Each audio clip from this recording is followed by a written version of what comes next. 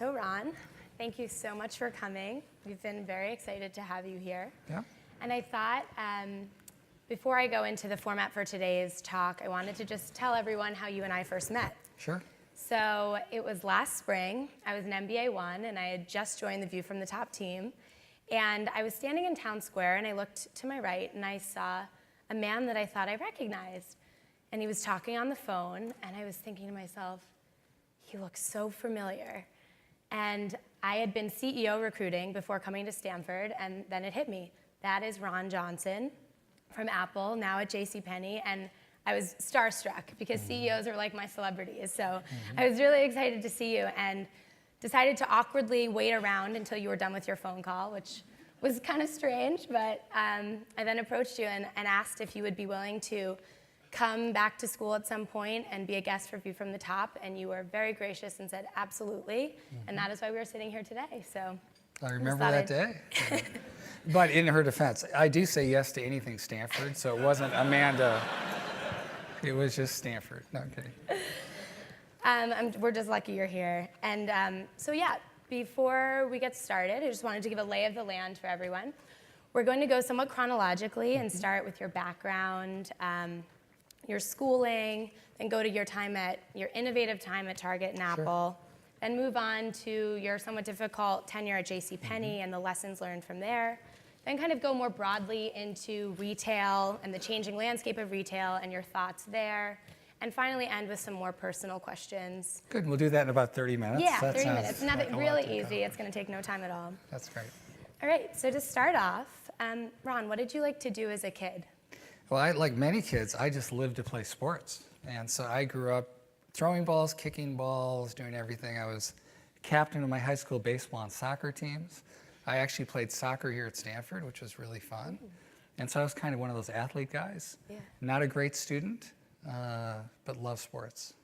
You weren't a great student, but you got into Stanford. How'd that happen? It was a lot easier. I remember when I came out here and I had a bunch of good friends in high school, and I think the year before I applied, there were 9 applicants from my high school to Stanford. And because I wanted to go, I told all my friends to apply, not thinking it's competitive. 25 people applied the next year to Stanford, and but 9 of us got in. And so I had a good cohort coming from a little public school outside of Minneapolis, which was great. Great. So I understand your father was an executive at General Mills. I was just curious if that had any impact on you and your career interests or just things you thought about growing up. Yeah, it really did. My dad was the strategic planner at General Mills. And I think for all you business school students, companies go through different cycles.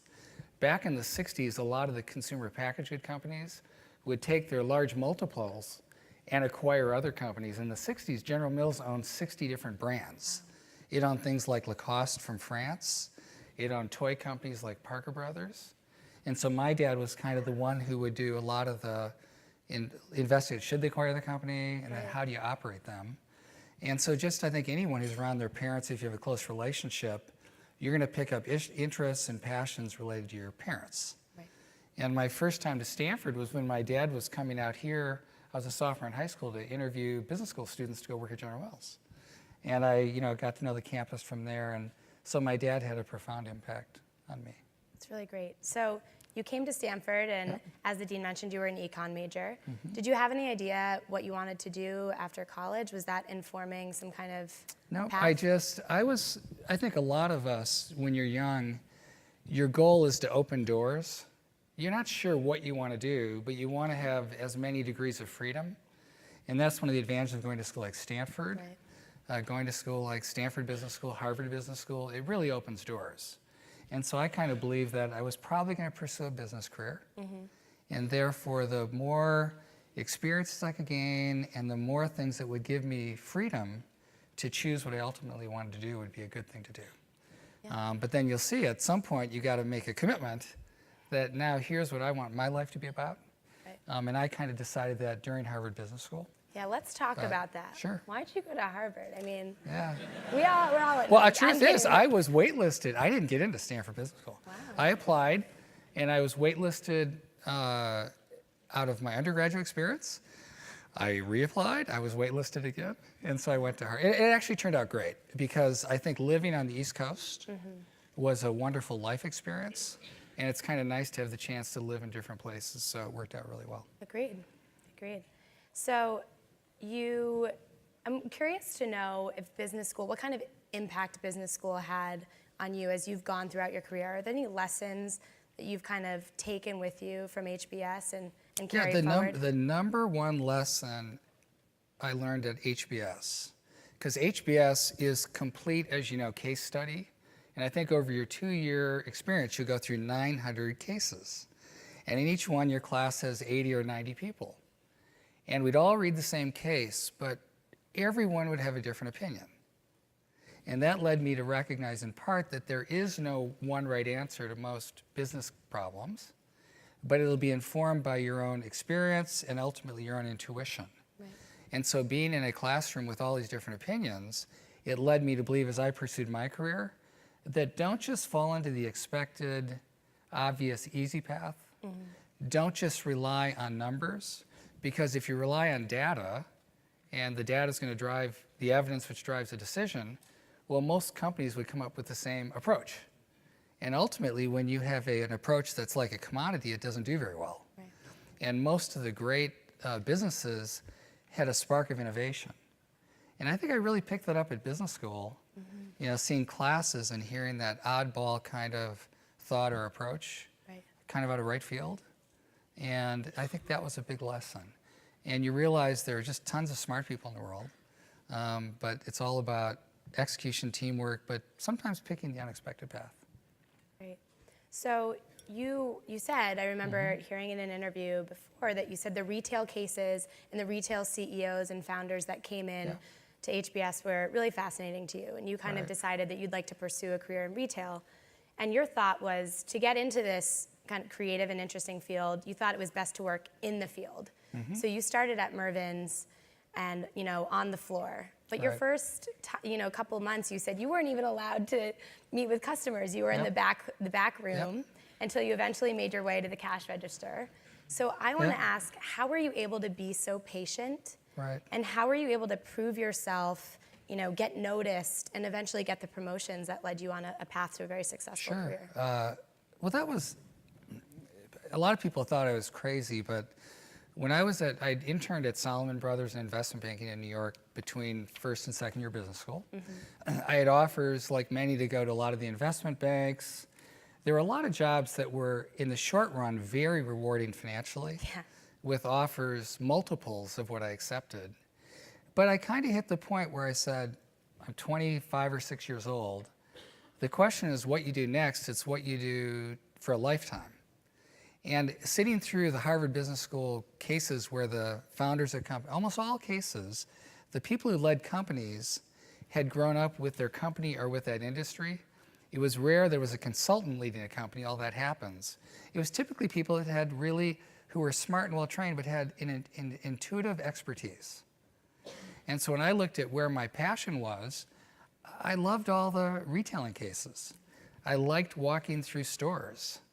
And as I thought about retailing, I said, well, it's fast-moving, it's people-intensive, you get sales or feedback every day. It's not unlike playing a sport, which I loved.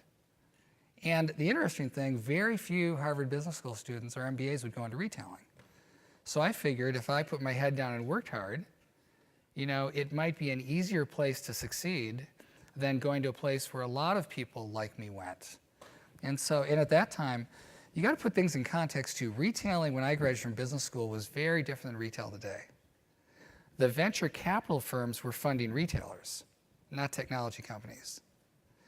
When I came out of business school, that's when Mickey Drexler first went to the Gap from a department store. That's when Les Wexner of Limited fame and Victoria's Secret invented the modern specialty store. That's when US Ventures was funding Staples and Toys R Us as startups, because that's when big box retailing started. So retailing was in a very transition, because I'm an old guy. This was 30 plus years ago. So I was picking kind of a startup field where a lot of young people were leading these companies. So it was Mickey was 34, I think, when he went to the Gap. Wow. So in retailing, because it's a meritocracy, you can see the results that a buyer bought this and it performed. You run this store, it performed. I figured if I go to a place that's aligned with my passions, that's a meritocracy, if I put my head down and do good work, I will have a chance to have impact. I just did it. And I figured your education doesn't really stop when you're done with business school. That's when it starts. But you're moving from broad principles to detailed understanding. And that led me, when they asked me at Mervyn's, do you want to come to headquarters? I said, no, I'd like to start in a store.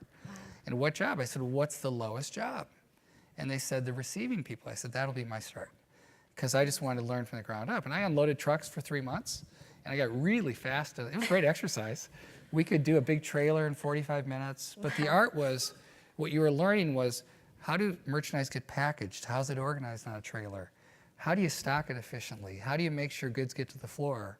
So the way to learn in almost anything is by doing. And I found in my career, unfortunately, I'd get promoted after about 6 months or a year in every position when I really wasn't quite ready to leave yet. Yeah. And so the trade-off, I think, when you start at the bottom, you have a lot of chances to make a lot of little moves. But it gave me lifetime knowledge, which I value today. So I can walk through a store and I see things probably that I wouldn't see if I hadn't done that. Right. It's fascinating. So after Mervyn's, you moved to Target. I believe Mervyn's was acquired by Target. Is that correct? Well, actually, there was a department store company called Dayton Hudson. Okay. There used to be 60 department stores in the U.S. Now there are 3 or 4. Dayton Hudson started Target the same year Walmart and Kmart started, 1961. They acquired Mervyn's from Merv Morris, who lives here in Atherton, probably been at the school at times. And I joined Mervyn's because that was their growth strategy when I joined. Understood. Hit tough times, Target became the growth strategy, and I joined Target in 1990. Great. So your tenure there, as the dean was alluding to, was praised especially for its innovative approaches to partnerships in merchandising. And you collaborated with designer and architect Michael Graves and brought a whole line of products, especially the famous tea kettle with the bird whistle on top. I was curious, how did this idea for the democratization of design come to you? How did you know that an affordable retailer was going to have the consumer's interest in this kind of loftier design personality? It was just one of those intuitive, instinctual moments. So I think I'd been at Target 4 or 5 years. I'd just taken over all the home areas. And I was starting to travel to Europe. And I'd also bought my own first home. And I was struck by all the beautiful objects of art. I love things that are beautiful, that you'd find in these really high-end boutiques that were expensive, but there was nothing like that available in a store like Target. Right. And as a merchant, what we used to do is we'd buy something from someone else, copy it 6 months later at a low price, and that's how we created value. It was really a strategy of copying others at a better price. And it hit me, why do the small, expensive brands create when the big brands with all the resources copy? Right. It didn't make sense. And why are beautiful objects not available to everyday people, but they're available to the well-to-do? And it seemed like a disconnect.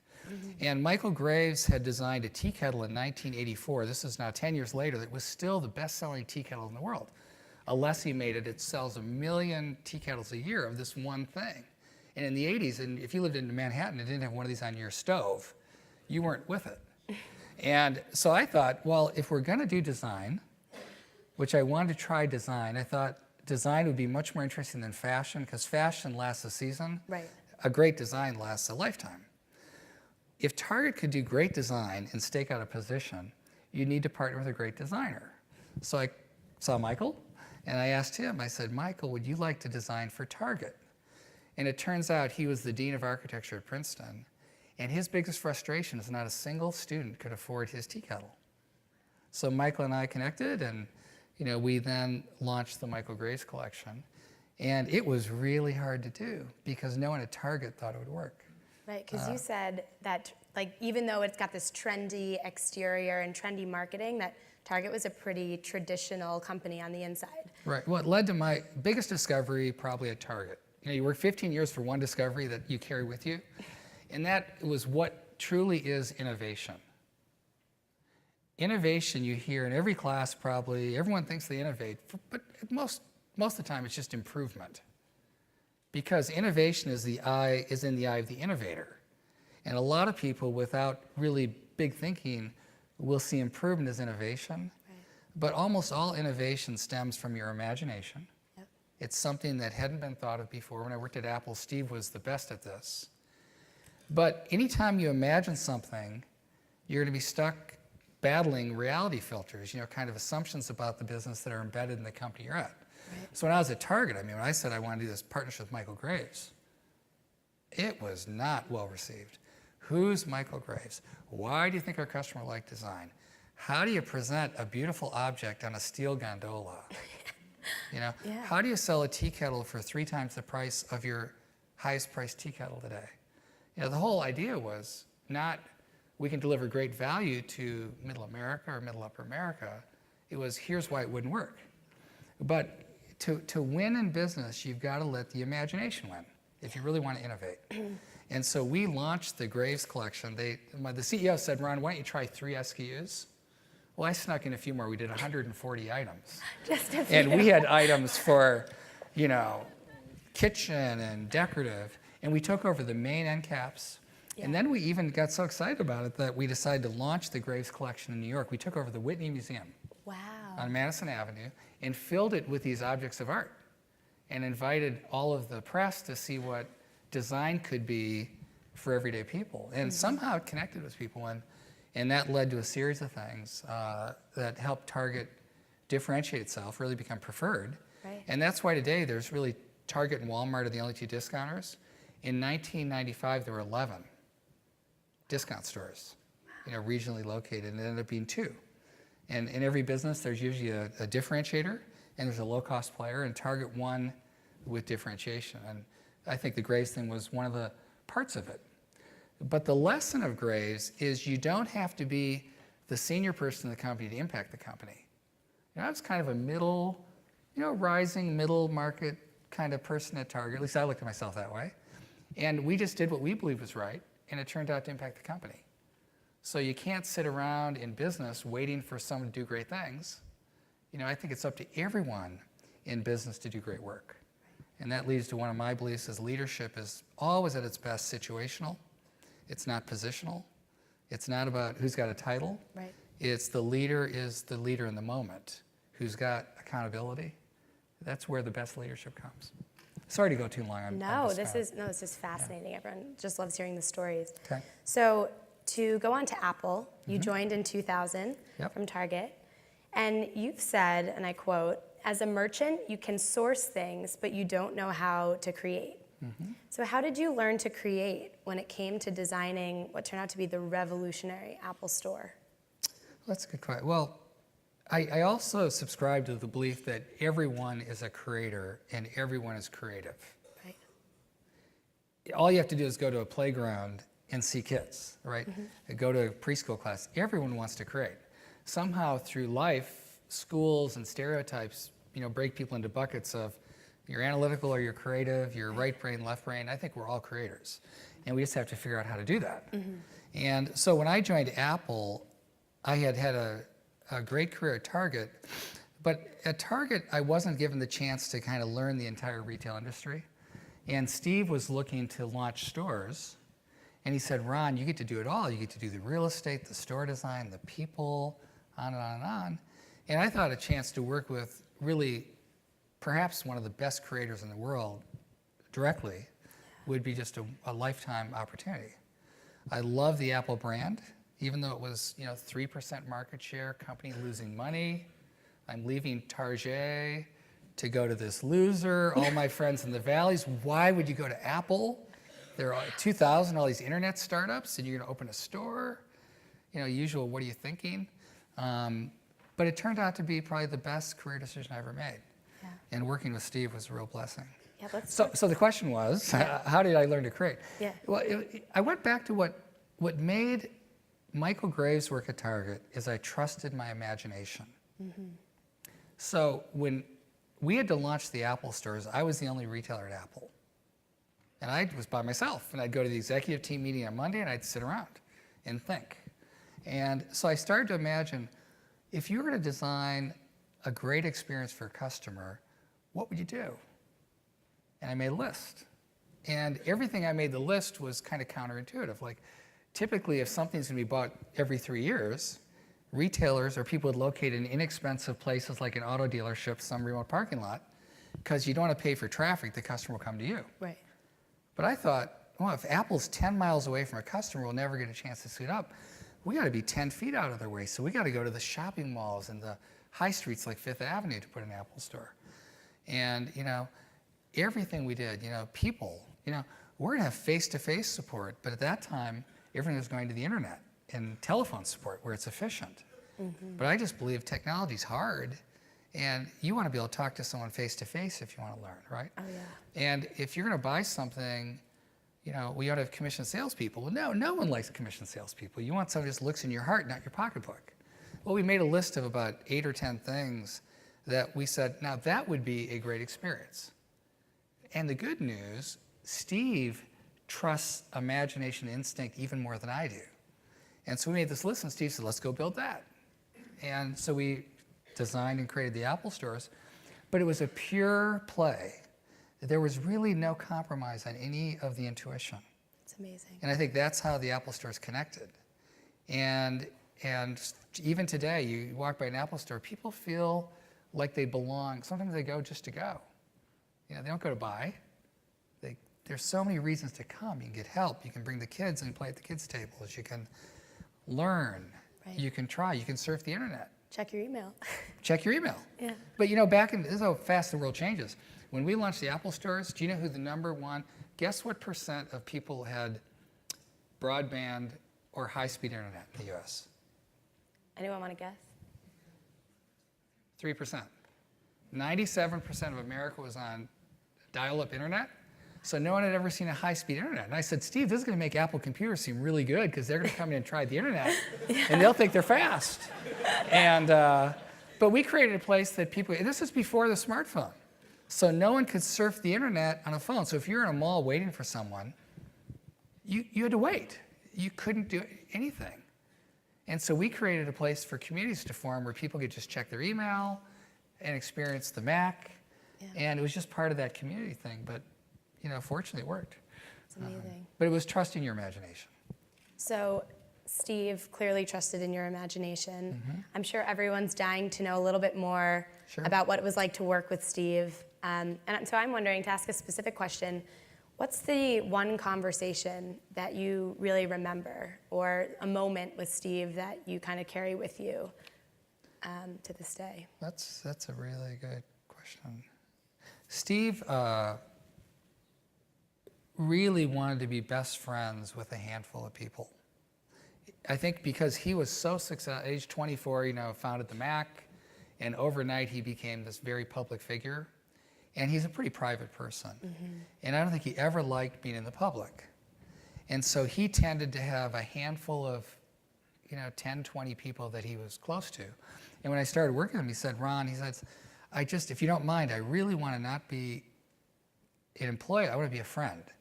And I want to talk to you, I want to get to know you well. And the reason I want to do that is because once you know how I think, I can just let you go, and you only have to talk to me when you want to do something you don't know how I think. So he had this intense way of developing these close relationships.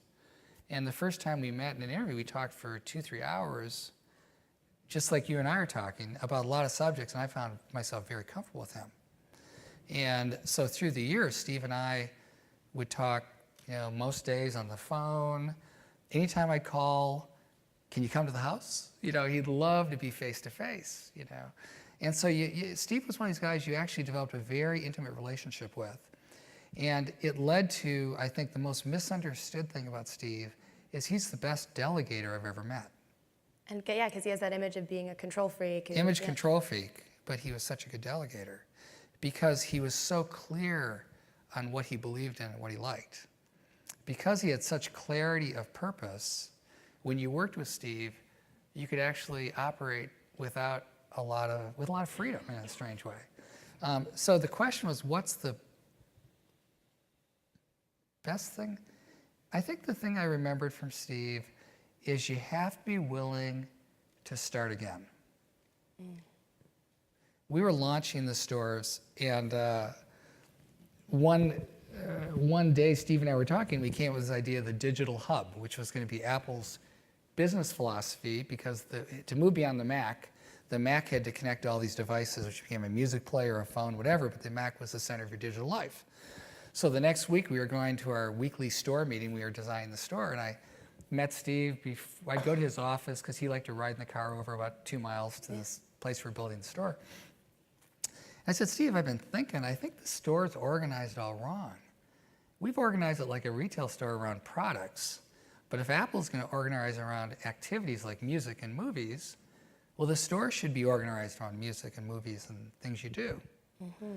And he looked at me and said, do you know how big a change that is? I don't have the time to redesign the store. You might be right, but I don't want you to say a word about this to anybody, because I don't know if I want to do that. So we got in the car, 2-mile ride, not a word. We walk into this meeting, which has, architects and people on my team, about 20 people. And Steve walks in, and the first thing he looks at the group, he says, well, Ron thinks our store is all wrong.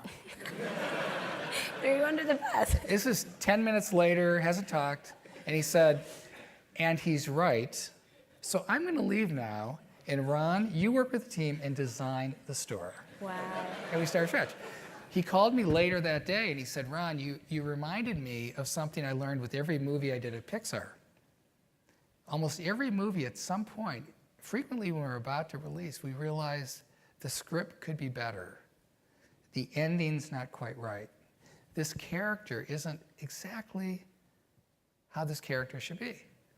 And at Pixar, we always had the willingness to not worry about the movie release date, but to get the movie right. You only get one chance to create a movie. You only get one chance to launch a store. Yeah. So it's not about how fast you do it, it's about doing your absolute best. And that lesson carried through to so many things I've done. It's not about speed to market, it's really about doing your level best. And you got to be willing, if you rethink things, to have the courage to start again. And I think that would be the memory I remember from Steve, one of them. Thank you. So I want to take the time now to go to JCPenney, which... Do we have to? Yeah. I think everyone's a little curious. Yeah. Just a little. I thought I'd start with a quote, and I'll read it to you so you don't have to kind of strain. Sure. You said, I didn't come here to improve. I came here to transform. Yeah. Every single leader in America who works to improve their business year after year can create gradual results. But the only question is, how fast did you improve compared to someone else? You don't fundamentally change your position in the marketplace. So to turn that into a question, Ron, at Target and Apple, it seems that you approach new ideas with an iterative, incremental approach. So they might have been big ideas, but at Target, for example, you gradually built new lines. At Apple, you increasingly made the stores more elaborate. Like you didn't have the Fifth Avenue store right away with the big glass cube, et cetera. So at JCPenney, when you did away with coupons pretty early on, you added smaller branded stores within a store, you had a mobile POS, like very big changes for a pretty old-fashioned department store. Why do you think you moved more quickly and less incrementally when you got to JCPenney? That's a great question. And the truth is, it's probably arrogance. And I don't think of myself as an arrogant person. I think of myself as confident. If I believe in something, I'll pursue it. Yeah. But I think what people didn't realize is I grew up at Mervyn's, and I am a student of the department store, the retail industry. Yeah, it was like going home. And I remember what it was like in the good days, and I looked at what it's like today. And the reason I went to JCPenney is I just kind of thought it'd be really fun to take a 109-year-old company and try to see if we couldn't find a way for it to succeed for the next 100 years. And when you looked at JCPenney, the stock price was below, when I joined, what it was in 1992, 30 years later. And almost every other retail store that was there 30 years ago wasn't in existence. And the customer's aging. If you're going to have a chance to succeed, you've got to change the model to get at a younger customer base and a more profitable customer base.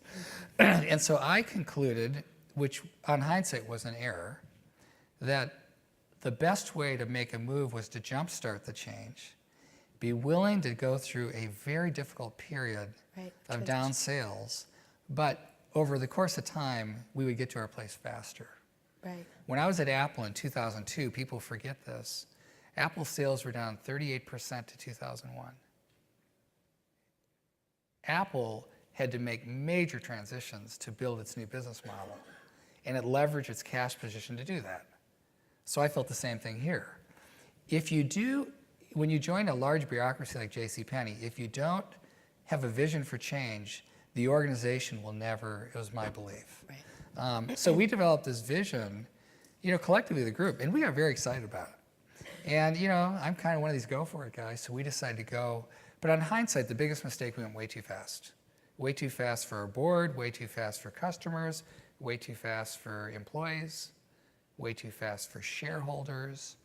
And it would have been, if someone had just said, Ron, love your vision, take a year, reduce your expenses, build your team, and then start to roll it out, we would have probably been much more successful. Yeah. But I think it was kind of arrogance. I'd had such success. Most of the things I'd done at Apple and Target worked, and so you kind of think, well, this will work too. Right. And the reality is, we've moved too quickly. So after 17 months, you were let go at JCPenney, and I'm curious to know what was going through your head when you first received the news. Like, what do you do when you receive that phone call? But that's another thing you'll learn about. You really can't believe what you read. Mm-hmm. And that was my big lesson from JCPenney, because I resigned 3 times. In February, I offered to resign. In March, I offered to resign. And finally, in April, the board chair said, Ron, we're going to accept your resignation. Okay. Now, companies have a need to position things for, the board wants to be in charge. So all he said was, well, Ron, we're just going to write you're no longer with the company. They never said you were let go. But I made the choice because it was very painful. It was painful for the board, for employees. And I said, look, we're at a point, it's been 1 year of transformation. If you want to go back to the old business model, the sooner you do that, the better. And that's a choice that you can make as a board. If you want to do that, you ought to find someone who can really help that model work. If you want to go forward, I'm all in, and we will make this work, but I know it's painful. Yeah. And I remember telling the board, it's going to get worse, because all the focus was on me as the CEO. After a while, they're going to say, why is the board sticking behind this guy when the business is tough? And I said, I want you to think that through now, because I don't want it to be 3 months or 6 months when we're going ahead, and then you decide you can't handle the change. And they finally said, we'll accept your resignation. It doesn't get published that way, No, yeah. And that's okay. So it wasn't a surprise to me. Got it. And in some ways, it was a relief. It was disappointing because I really believed we would make it work. But it was a relief because the lesson I learned is I was a terrible fit for JCPenney. I'm a creative person. This is a company that isn't uber creative, right? Yeah. I believe in change. This company's much more comfortable, like many people are, with the status quo, right?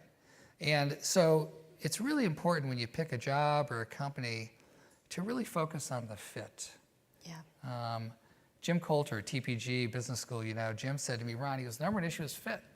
It wasn't a good fit for your passions and your style and your skills. I think he's right on that. Yeah. And so it's kind of a relief to get away from that, quite frankly, because it was hard and it wasn't, as fulfilling as you'd hope. So. And I'm curious to know, it was your first CEO role. Mm-hmm. What makes the CEO role different than your other executive positions? Were there any, you can think of the obvious reasons why it's different, but were any surprises, things that you didn't realize would be part of the job? Well, I think the biggest surprise to me was people don't tell you what they believe. I think because of positional authority, it's very hard to understand what people really think. Interesting. No matter how you ask, now tell me what you think. What do you think about this? They're going to tell you what they believe you want to hear because they're interested in survival. Right. Most people want to continue in they want to say they're on board. And I didn't really recognize the power of positional authority being a CEO. And remember, I'd been at 2 companies, Target and I started, in the stockroom. So I earned my relationships, my credibility through a lot of years.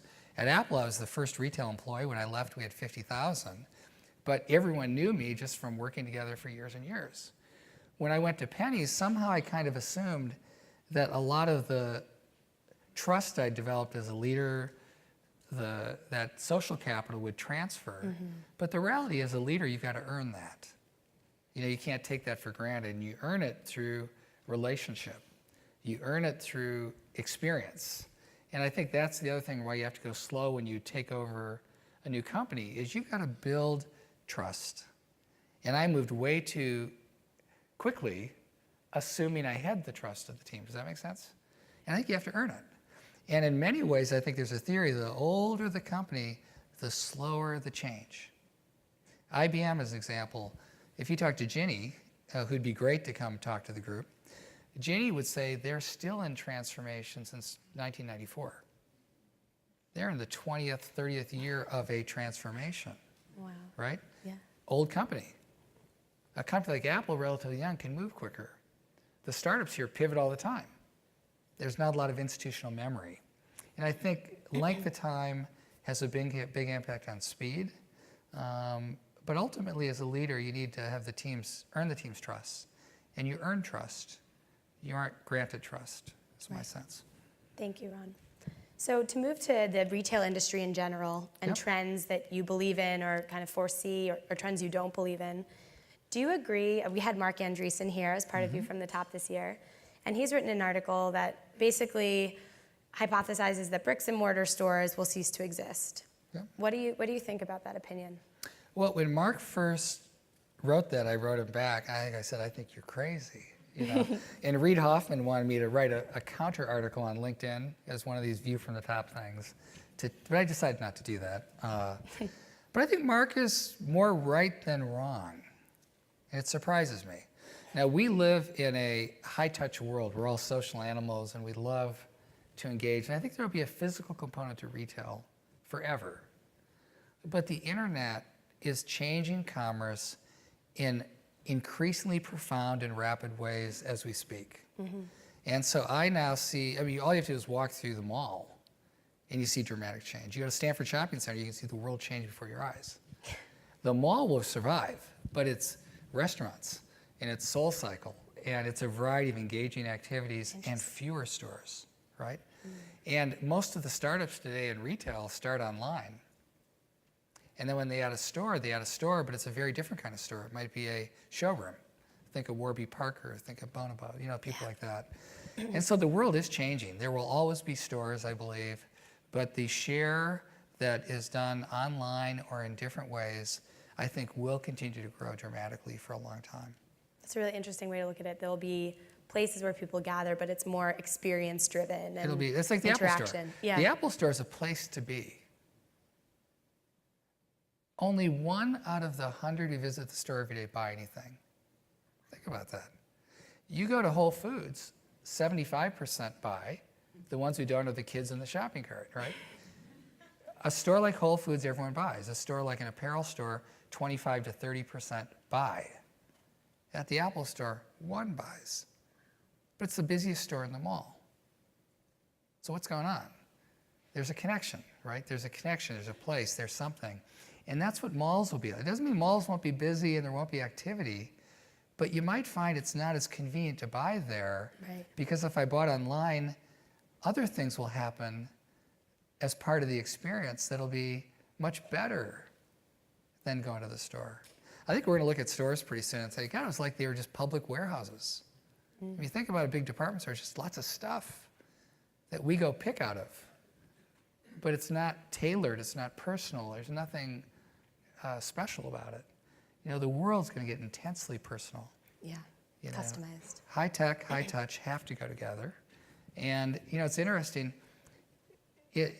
When I grew up, if we wanted to call a friend, we'd have to take the phone, and we only had 1 phone in the family, and no one else could use it. Right. But my kids are much more connected to their friends through technology. So technology creates much more intimacy than the old thing does. And so you just got to figure out, how do you create more intimacy and more relationship and more experience through stores? But it doesn't mean that's where you have to buy. And I think the Apple Store in many ways is a precursor of where things might go. Yeah. and there'll be a lot more coming. Great. I'm excited for that. So I wanted to end with a few more personal questions. Sure. And I wanted to ask, have you ever applied your insights into creating wonderful experiences for customers to creating wonderful experiences for your family? That's interesting. Yeah.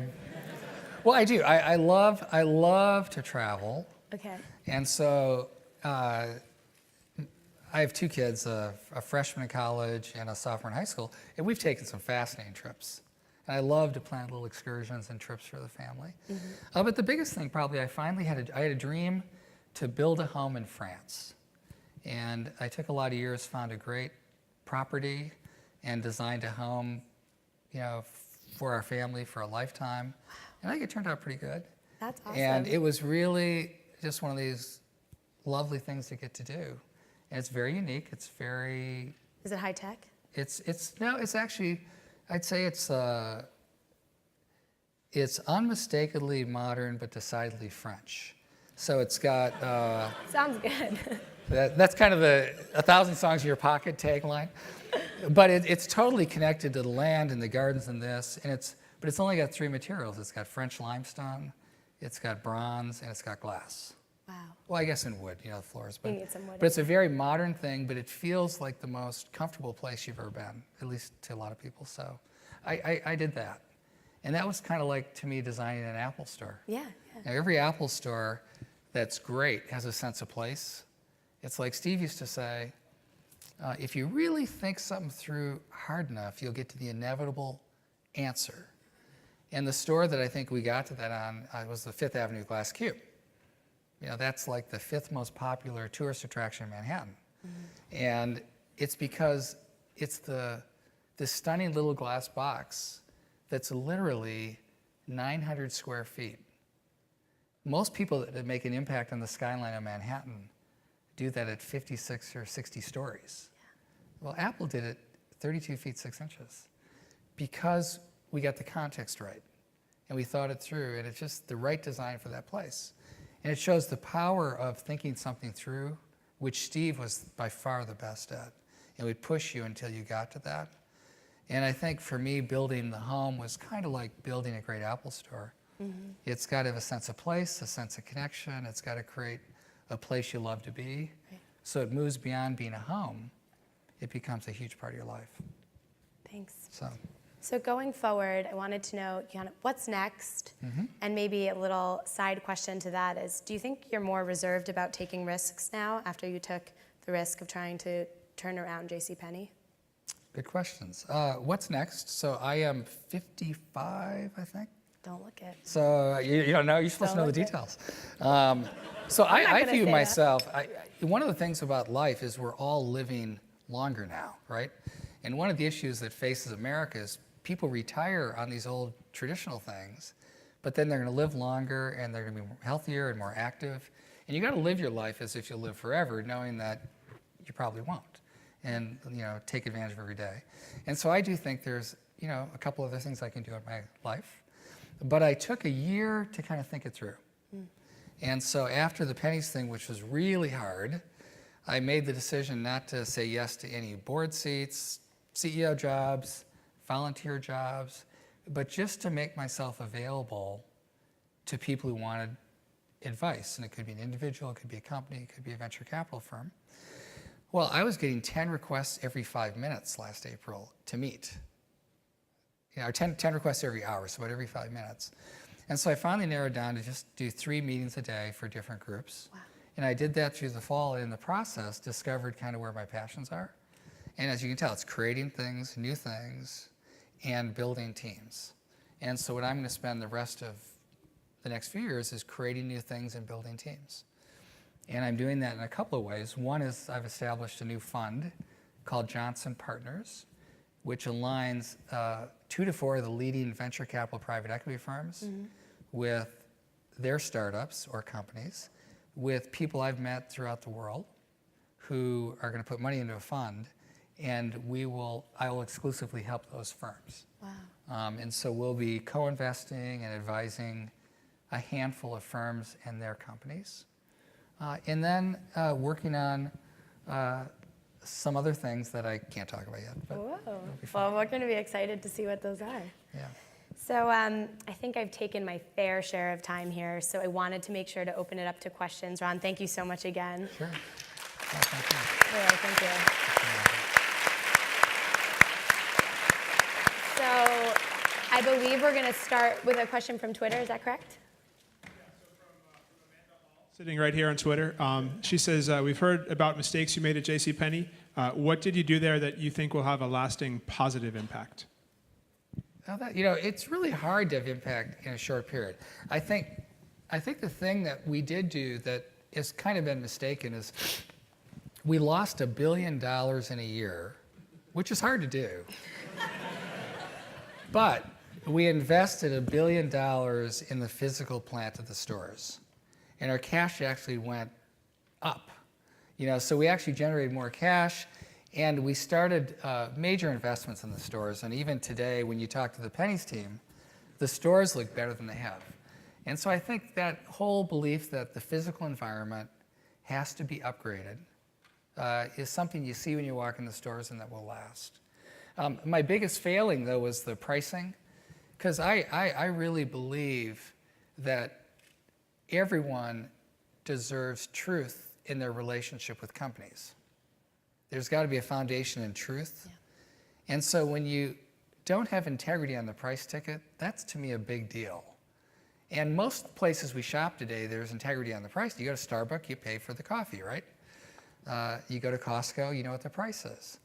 The department store industry has evolved into this thing where the artificial price is about 70% above what people pay.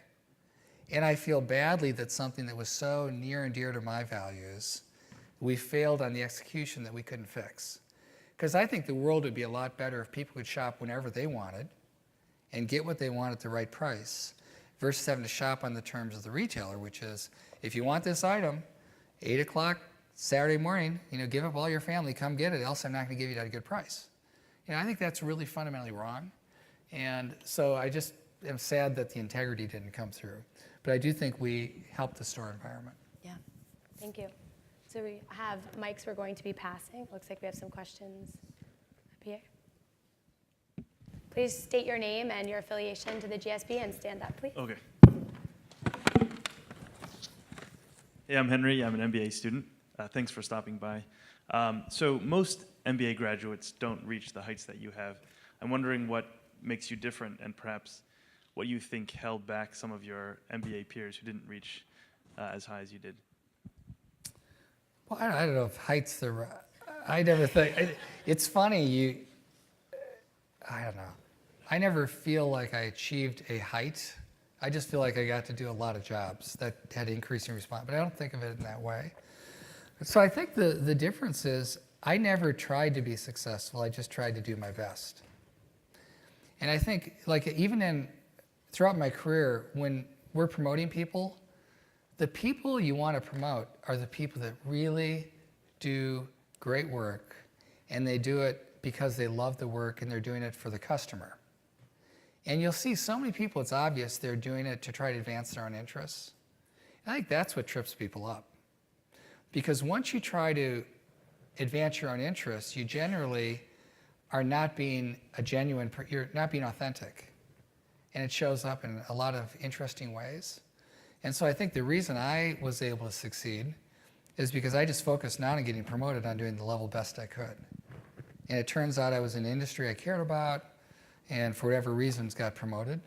But I think the big reason is because I didn't try to. And it just sort of happened. Looks like we have time for one more. Okay, so another Twitter question from Sam Duboff. This is a good one. He said, how did you approach the decision to stand by Ellen as a brand ambassador? Was it really a business decision or an ethics decision? Is everyone familiar with this? So we selected Ellen to be our spokesperson at JCPenney.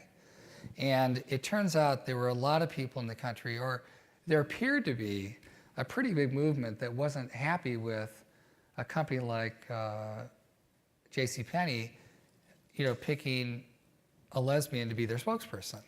And so there was a pretty big firestorm after it was announced, but it was a totally easy thing because Ellen represents, in everything she does, the values of America, the values of JCPenney.